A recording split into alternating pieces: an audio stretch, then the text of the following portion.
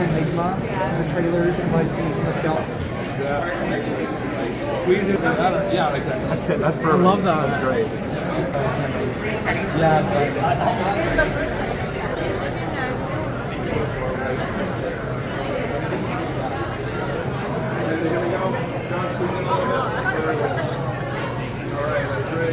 Having fun in the It's coming out right now.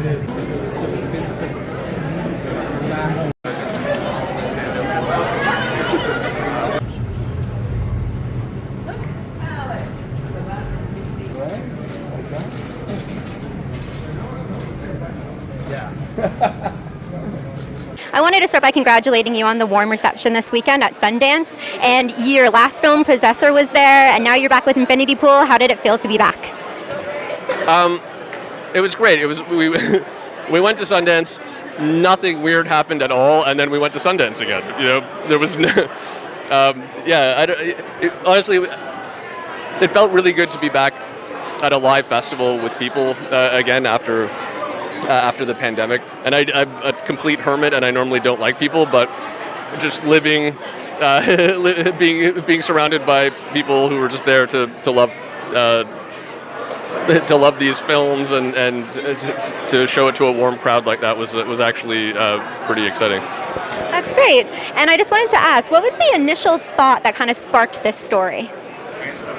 It was actually, there's a scene early on that's a kind of execution scene where it's in the trailer, so I'm probably not spoiling it for people, but stop now if you don't want to hear this. Where someone's been doubled and the double is standing in for them in this execution, and so that was actually the beginning of it. Just it was a short story I was writing that was just that scene with someone watching themselves, and the resort stuff and all of that came afterwards as I was developing it out. Okay, awesome. And I think Alexander Skarsgård and Mia Goth are like fully committed to their characters of James and Gabby. What was your process like in finding those two? They're just both actors I've always wanted to work with. I mean, they're two brilliant, compelling, fantastic actors who never make a boring choice and are just have this certain hard to articulate energy that's so exciting. So my very simplistic, kind of stupid casting process is I just want to take someone really great and kind of plug them into my character, and I don't know why they both agreed to work with me, but I am very lucky that they did.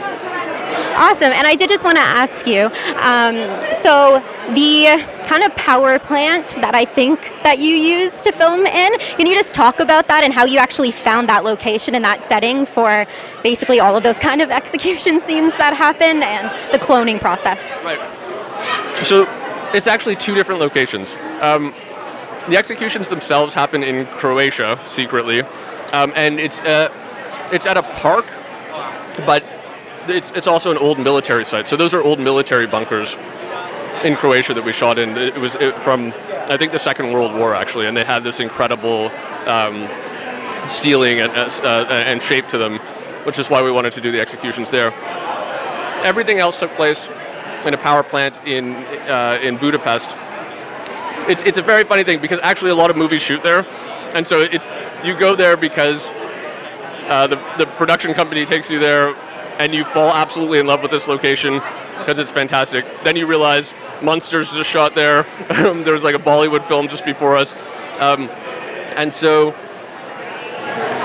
you can't let go of it because it's so great, but it's almost like a game, like everyone shoots in the control room. How do you use it in a different way so it's not just monsters again? Hi, so how are you today? I'm good. I'm a little, I just was delayed, so I came straight from the airport and through the blizzard and like rolled up straight into the red carpet. So I'm a bit disheveled and like, but I'm excited. I made it. We're here. That's awesome. All right, well, I'll try to make this easy for you then. I just wanted to start by congratulating you on the warm reception you had this weekend at Sundance. How was it to be there for the world's premiere? An experience I'll never forget, for sure. It was 48 crazy hours. It was nonstop. We did the Midnight Madness screening, which I hadn't done before, where you screen it at midnight and then you do a Q&A at like 2:30 in the morning. Excuse me. And it was just it was also the first time I watched the movie on a big screen with an audience, and that energy was, I couldn't sleep that night when I got back because it was so exciting. It was just like vibrating the room, and it was a very memorable experience. Well, that sounds like a lot of fun. Yeah, it really was. Yeah. So you don't only star in the film, but you signed on as executive producer. Can you talk a little bit about why you wanted to do that? Because I just really, from the moment I read the script and met Brandon, I really believed in the project, and I love Brandon and just want to do whatever I could to help promote the movie and push it. And it's rare to come across such a unique talent like Brandon and such a unique script, such a crazy, wild story. It's sometimes there's a bit of a conformity when you read script and you feel like they're derivative and you've read versions of them before, but this felt so crazy and so unique and so kind of anarchistic in a fun way that I just wanted to do whatever I could to support it. Awesome. And so the last time I believe I saw you on the big screen was playing the alpha male in The Northman. Here, James is the polar opposite of that. So how did you take on this character compared to your prior one? Well, I read the script when I was on the set of The Northman, and there were many things that attracted me to this project. One of them being that the character was so different. I spent, with prep, like 2 years as Amleth and with that energy, and then to read someone who, like I said, was polar opposite, and his journey is so different, was felt like the perfect follow-up in a way after Amleth, because I was desperate to kind of stretch myself in a different direction and try something else. Awesome. And just my last question. Mia Goth is like fully committed as Gabby. How is it like on set to work with her? Mia's the best. She's this. I don't know if you ever met her, but she's so lovely and sweet and a real dream to work with, and obviously supremely talented. And the perfect Gabby, because she has such a sweet, innocent demeanor, and then the character is so fucked up. Pardon my French. Goes in such a crazy direction and unhinged, and I think that juxtaposition is really, really interesting in the movie. Can you just tell us a little bit about your character? Well, my character, I play Jennifer. I'm one of the people at the resort that take full advantage of the, I don't want to spoil anything, full advantage of what it's like to be a person at the resort that has a lot of money and can get away with doing a lot of bad deeds. I go there with my husband a lot, and it's just a wealthy person behaving badly and having the just privilege without respect for anyone else. Because it's so different than the characters I play, I usually play people that are a bit more grounded or a bit more kind or altruistic. I really wanted to go in the other direction and get paid to be a jerk. Sounds like fun. Yeah. And on a film like this, I'm guessing there are a lot of memorable days on set. What was your favorite scene to shoot?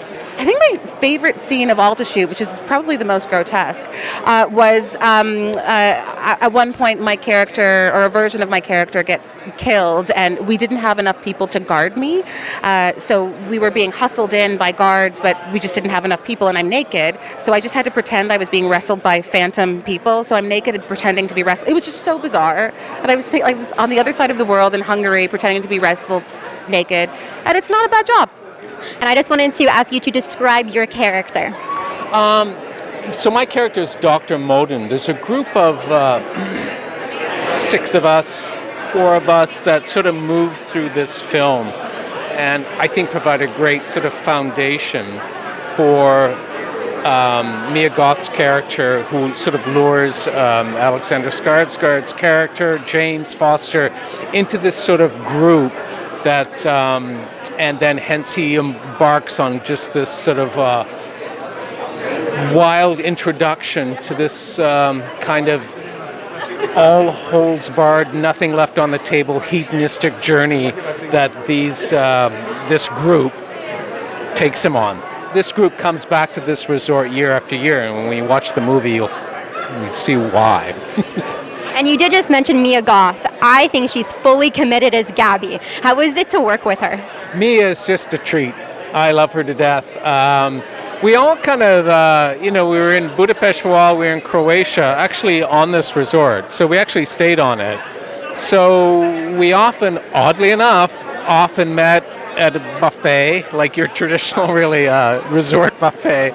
So we shared multiple meals together, of course on set together. It was kind of it was just a little bit of vacation mixed in with this really bizarre journey and this work. I mean, I think Mia, wow, I just think she does a great job, and there's a point in this film where she just kind of ramps up that character to a level that was really a joy to watch. And I think you know what the scene I'm speaking about, and I distinctly remember that day driving in the car.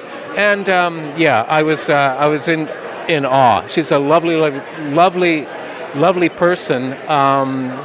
Unassuming, funny, but a really fine actor.